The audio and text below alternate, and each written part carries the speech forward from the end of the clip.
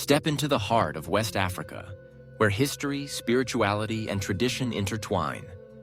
Welcome to Benin, the birthplace of voodoo. Far from the Hollywood myths, voodoo here is a living, breathing way of life, deeply rooted in community, healing, and ancestral connection.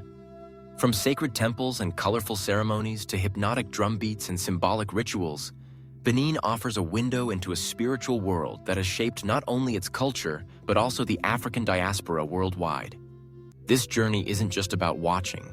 It's about understanding a belief system that continues to guide millions in their everyday lives. Today, we will talk about Benin's voodoo roots, culture, rituals, and real life. So, before we start, make sure to hit the like button and subscribe to my channel. Nestled on the Gulf of Guinea in West Africa, Benin is often described as the spiritual homeland of voodoo, or Vodun as it is traditionally called.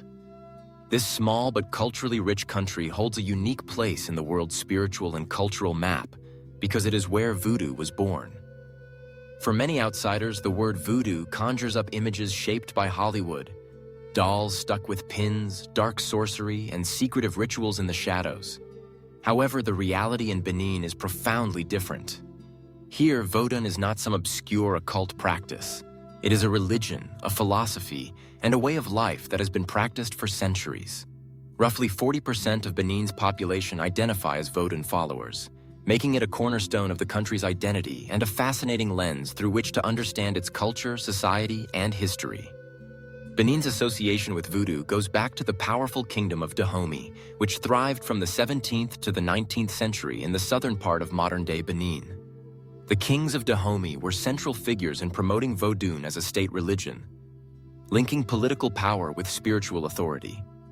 Vodun priests, diviners, and ritual specialists played key roles in the kingdom's governance, advising the monarchs and performing ceremonies to ensure protection, prosperity, and guidance from the spirits.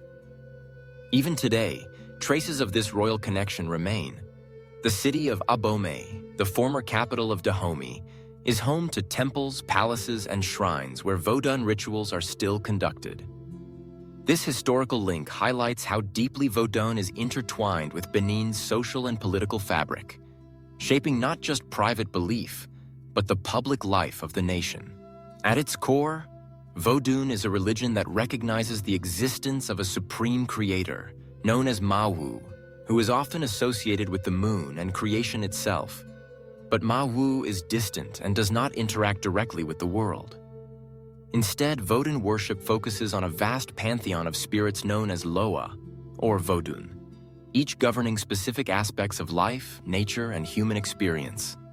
These spirits are not abstract concepts but living presences who interact with their followers through rituals, possession ceremonies, and offerings.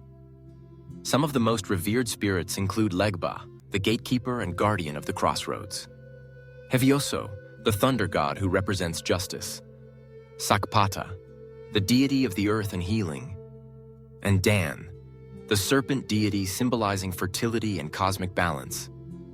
This rich spiritual hierarchy creates a vibrant religious practice where everyday life is infused with the sacred. Rituals form the heartbeat of Vodun practice in Benin. These ceremonies can be elaborate, lasting several hours or even days, and involve drumming, singing, dancing, sacrifices, and spirit possession. The rhythm of the drums is particularly significant, believed to call the spirits and invite them to descend and interact with the participants. Spirit possession is one of the most dramatic and spiritually powerful aspects of Vodun. During a ceremony, a spirit may take control of a devotee's body, speaking, dancing, or giving advice through them. Far from being seen as frightening, possession is considered a blessing, an intimate moment of communion between humans and the divine.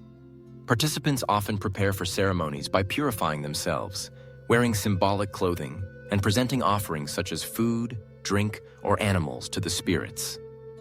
One of the most famous celebrations in Benin is the annual Voodoo Festival, held every January 10th, which is recognized as National Voodoo Day.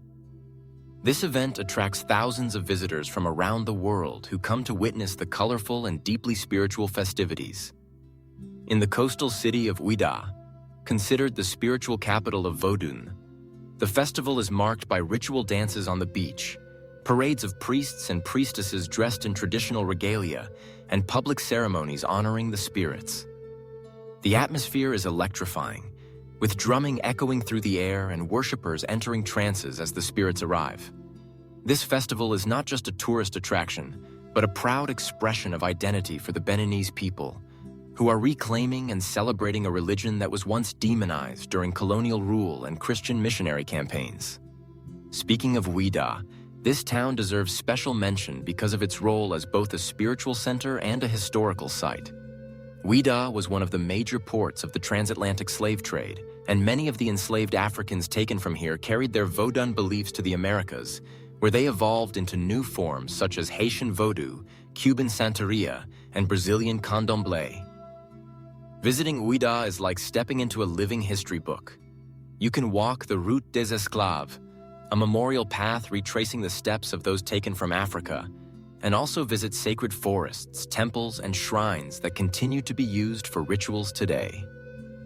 The Temple of Pythons, for example, is one of Ouida's most famous landmarks, where dozens of sacred pythons live as symbols of fertility and protection.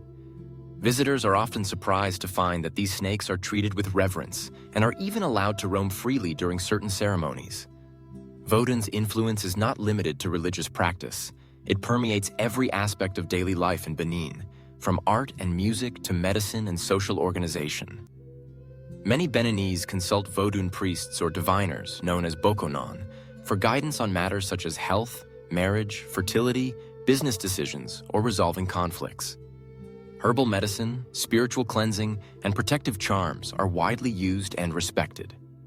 In villages, shrines dedicated to specific spirits can be found at crossroads, under sacred trees, or near family compounds, reminding people of the constant presence of the divine.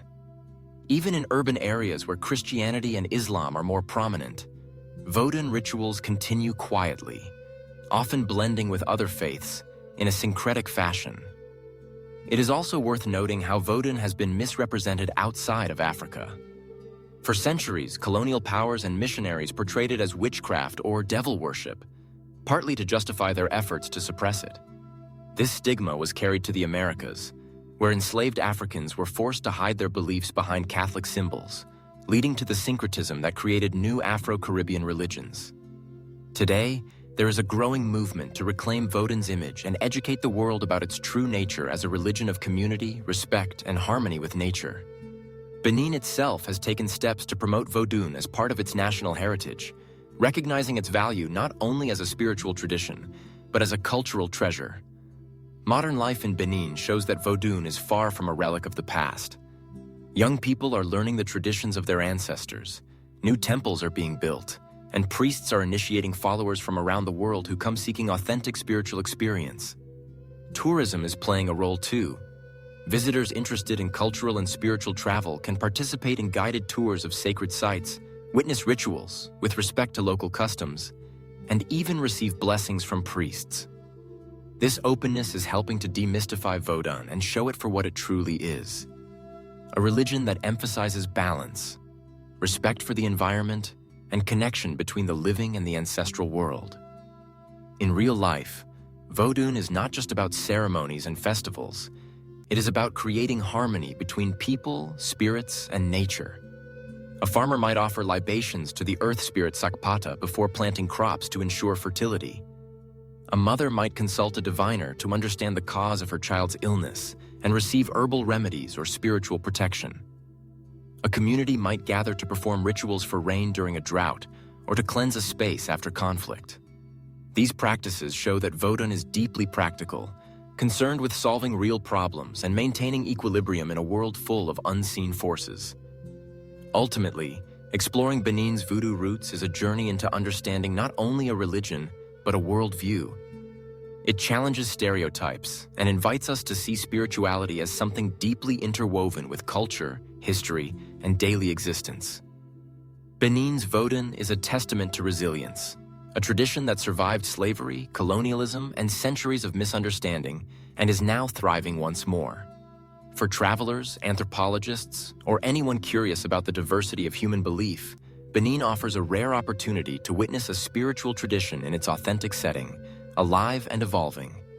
If you liked this video and would like to see more like it, please give it the thumbs up, leave a comment, and click the button to subscribe.